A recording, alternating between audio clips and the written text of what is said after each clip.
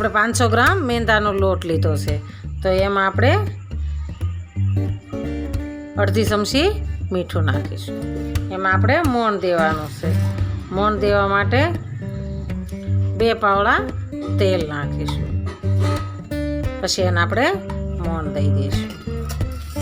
આપણે મોણ સરસ દઈ દીધું છે, તો આપણે હવે એનો લોટ બાંધશું. આપણે આના મિની સમોસા બનાવવાના છે, તો મિની સમોસા બનાવવા માટે આપણે કમ્પ્લીટ લોટ તૈયાર કરીશું. તો આપણે હવે લોટ બાંધી દઈશું.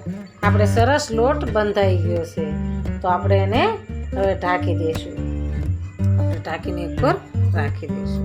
આપણે બટેકા સરસ બફાઈ ગયા છે અને એને હવે ચાલ ઉતારી લીધી છે, તો આપણે હવે એનો મસાલો બનાવીશું.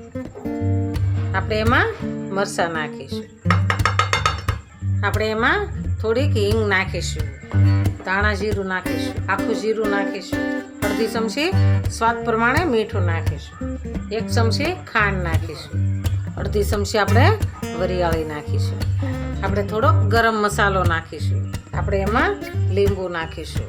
આપણે એને મિક્સ કરી દઈશું. આપણો મસાલો સરસ મિક્સ થઈ ગયો છે, તો આપણે હવે એને સાઈડમાં રાખી દઈશું. આપણો લોટ સરસ કૂણે આવી ગયો છે, તો આપણે એને તેલ નાખીને આપણો સરસ લોટ તૈયાર છે. હવે આપણે એને રોટલી બનાવવાની છે. આપણે આવડા કોણા કરી નાખશું, પછી એની રોટલી બનાવવાની છે. આપણે હવે રોટલી વણી લઈશું. આપણે એને સરસ તળી લઈશું. સરસ તૈયાર છે.